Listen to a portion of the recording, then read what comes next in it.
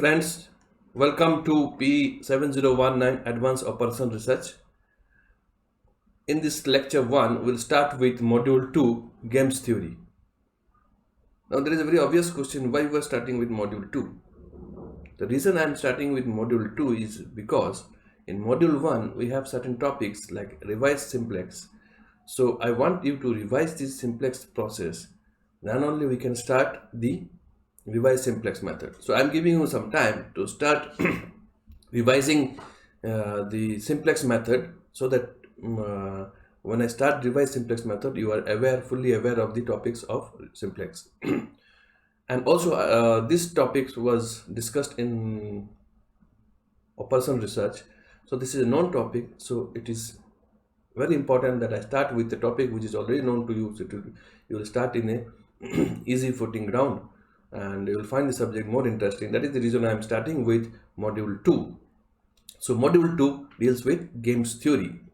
So what is games theory? Already you have studied, but I will start from the scratch.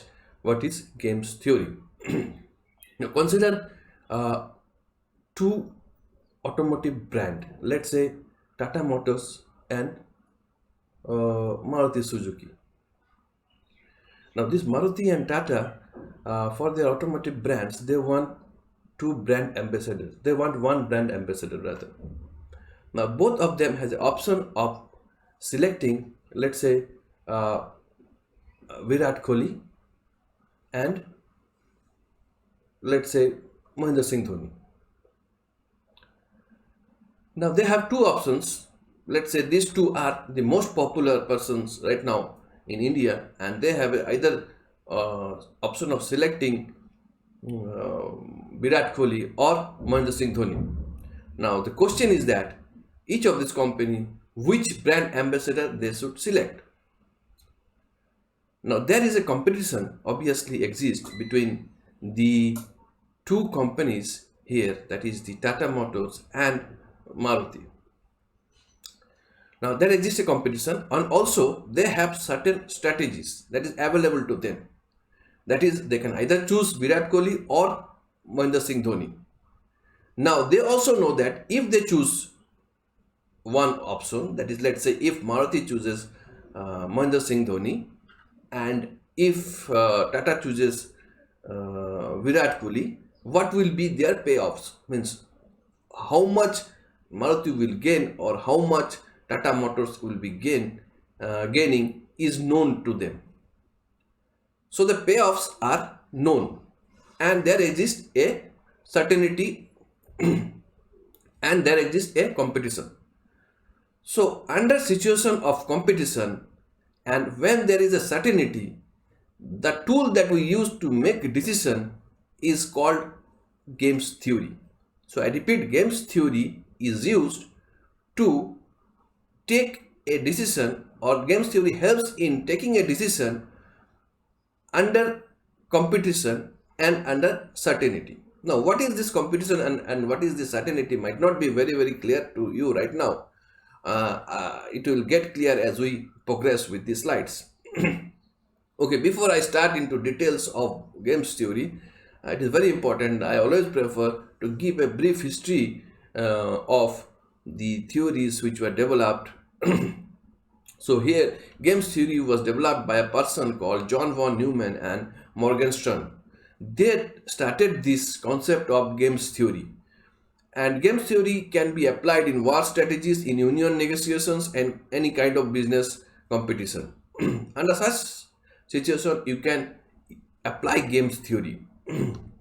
But obviously, there has to be a competition, and there is a competition between two companies or two persons or two countries, and there has to be a certainty. Certainty means you know that if you choose this strategy and if your opponent choose this strategy, what will be the outcome? That is the payoffs. Payoffs are known. So that is why it is called under decision making under certainty and under competition. Now this was the book which was published by John von Neumann and Oscar Morgenstern, from which the theory actually developed. And Emile Borel is also another person who contributed in this field. And there is another very famous US mathematician which is known to you, all of you, also has contributed in the field, significantly in the field of games theory. And you know that person is none but your John Nash. John Nash received his PhD from Princeton University in 1928, and he died in the year 2015 in a car accident. And you know, he was a patient of schizophrenia, and a Oscar winning movie was made on his life, The Beautiful Mind, starred by Russell Crowe. And probably you have seen that movie. It's a very beautiful movie. And his main contribution to games theory was Nash equilibrium. So he was a brilliant mathematician who contributed significantly in the field of games theory. So we'll move on. There are various terminologies associated with games theory which we'll discuss. So here, decision making can be done under certainty, can be done under uncertainty, can be done under risk. Uncertainty and decision making under uncertainty and risk we'll discuss in decision theory in module 1. In this game theory, we'll be discussing decision making under certainty and under competitive situation. Now, this can be of two types: pure strategy and mixed strategy. Now, pure strategy solving, this is by saddle point method, and for mixed strategy solving, there are several methods. 2 by 2 payoff matrix will be solving by algebraic method, shortcut method, etc., and 2 into n or m into 2 will be solving by graphical method. So this will be discussing, and this will be discussing. If it is n by n, then it is solved by linear programming method, which is not included in this syllabus. So this is what we'll be learning. We'll be learning the pure strategy. What is pure strategy? What is the mixed strategy? We'll understand later. For the time being, just know that there is a pure strategy and there is a mixed strategy, and there are different ways of solving these strategies. So there are various terms associated with games that we'll discuss first. We'll discuss, if I keep on discussing without an example, you will not be able to understand. So I'll take an example and I will explain it to you. So for that, let's play a game. So this is a 2-finger game. So we'll understand the basic elements of game theory using an example. Let us take an example like this. There are 2 players and both are compared to each other, and both are intelligent players, A and intelligent player A and intelligent player B. Now both has 2 strategies. Player A has 2 strategies. Strategy 1, that is to raise 1 finger, and strategy 2 to raise 2 finger. Similarly, B has 2 strategies, to raise 1 finger or to raise 2 finger. Now the number of strategies of A and number of strategies of B need not be equal. In this example it is equal, but in a game it need not be equal. Now the question is, what strategies should A choose and what strategies should B choose? And P1 is the probability or the proportion of time A plays strategy 1, and P2 is the proportion of time A plays strategy 2. Similarly, Q1 is the proportion of time B plays strategy 1, and Q2 is the proportion of time B plays strategy 2, which is basically the probability. So probability of A playing strategy 1 is P1 likewise. Now, it is known to us, for a particular combination of strategy played by A and B, what is the outcome? And that outcome is called the payoff. And this matrix is called the payoff matrix. And in this game, whatever A gains is equal to B's loss, or whatever B's gains is equal to A's loss. So such a game is called zero-sum game. So all the problems that we will be discussing in this syllabus are all zero-sum games. That means A's loss is equal to B's gain and B's loss is equal to A's gain. Which basically means if A plays strategy 1 and B plays strategy 1, then A gains 2 rupees. Similarly, B loses rupees 2. When A gains rupees 2, B loses rupees 2. So this is a payoff matrix, and these are individual payoffs. These payoffs are known to us. So that is the certainty. So this is the certainty, and because there is a competition, so this is the competition. So game theory deals with decision making under competition, under certainty. So these are the terms. There are some rules of the games. Rules of the games are that will consider that both B and A are intelligent players and rational players. They will play rationally, and A does not know what B will play, and B does not know what A will play. Now, if you look at this particular matrix, I am interested in knowing what is the time B will play strategy 1 and what is the time B will play strategy 2. Similarly, what is the time A will play strategy 1, what is the time A will play strategy 2. If you look deeply in this pair of matrix, you will notice that it is evenly balanced and the probability will of course be 50%. That is P1 equal to P2 equal to Q1 equal to Q2 equal to half, that is 50%. This can be proved mathematically, which we will show you later.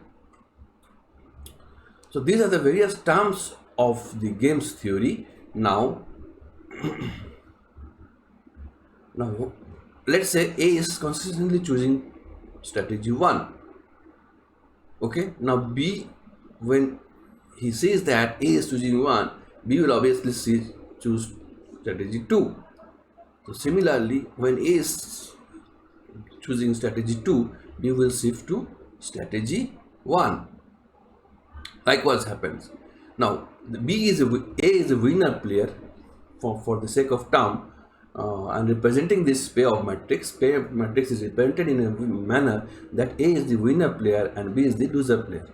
And A tries to maximize his minimum profit and B tries to minimize his maximum loss. Now, why I am saying this, that is A is a maximum player and B is a minimax player. Why I am saying this will clear in the next few slides. So if I play another game here, so look carefully, all of you. I'll give you some amount of time.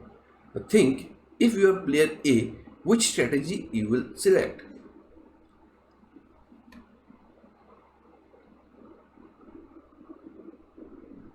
If you are player A, which strategy you will select? Yes, you are right. You will select as a player A strategy 1 always, because here all the payoffs, that is this payoff is less than this, or in other way 2 is greater than -2 and 1 is equal to 1.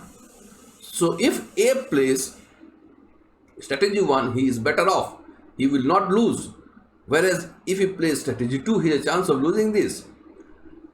That is -2. -2 means B gains 2 and A loses 2. So A will always choose strategy 1. Now if you are player B, you know that A will choose strategy 1, then obviously you are also an intelligent player, you will choose strategy 2 always. So A will never choose strategy 2 and B will never choose strategy 1. So A will choose strategy 1 and B will choose strategy 2, that is for certainty. The probability of A playing strategy 1 is 100% and the probability of B playing strategy 2 is 100%. So Q2 is 100% and P1 is 100%, P2 is 0, Q1 is 0. Now such a game where the probability of playing a particular strategy is 100% or between the competitors, such a game is called pure strategy game. And there exists a point which is called the saddle point. This is the saddle point. I'll tell you how to find out the saddle point and it represents the value of the game. So the value of the game is 1. So the minimum that A will gain is 1 and the maximum that the B will lose is 1. So this is called the saddle point and the value of the game 1. The value of the game is 1. A will choose strategy 1 and B will choose strategy 2. Now there is a way of finding out this saddle point. For finding out saddle point, listen very carefully. For finding out the saddle point, you will find out the maximum of the columns. So maximum, here I am found on the maximum of the columns is between 2 and -2, the maximum is 2, and between 1 and 1, the maximum is 1. So this is 2, 1, and we'll find out the minimum of the rows. So minimum of 2 and 1 is 1, and minus 2 and 1 is minus 2. Now from here and from here we'll find out the maximum between these two values here of all the rows values. So this is the maximum. Let me put a square here, and we'll find out the minimum between the column values. So this is the minimum. We'll put a circle here. Now if this column, this circle and this square lies in a same cell, then that cell is called the saddle point. That cell is called the saddle point. Now notice that is A is a maxi-min player, B is mini-max player. I hope this term is clear to you now. Why A is called the maxi-min player and B is called the mini-max player. So this is how we find out saddle point.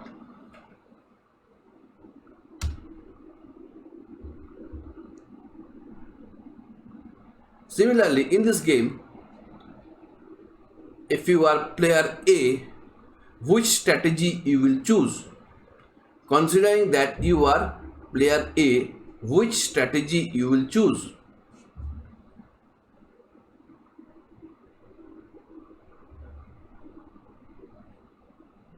Yes, you are absolutely correct. You will choose strategy 2. The reason you will choose strategy 2 is because all the payoffs of 2 are greater than the corresponding payoffs of strategy 1. That is 4 is greater than 3, 3 is greater than 2, and 1 is greater than minus 1. So A will never choose strategy 1. Now B knows that A is an intelligent player, and B will try to minimize his maximum loss, and therefore A will never choose strategy 1 and strategy 2, and B will always choose strategy 3. So the cell 2, 3 represents the saddle point, and the value of the game is 1. That means in this game A stands to gain 1 and B stands to lose 1, and the strategy that A will play is second strategy and B will play is the third strategy. So this you should try out yourself by the saddle point method. So finding out the maximum of the columns and the minimum of the columns, and then finding the minimum of the max and max of the min, and whether if it lies in the same cell. So obviously 1 here, circle here. So this is the saddle point of the game. So find out the saddle point of this game. Try to do it yourself. The saddle point will be 3. Do it yourself. There's another game here. So this is the game. There are 4 strategies. The strategies are listed out here between a company and the union strategies. Now find out the saddle point. Remember, if it is a pure strategy, then only there will be saddle point. If there is no saddle point in the game, then such game is said to be a mixed strategy game. That means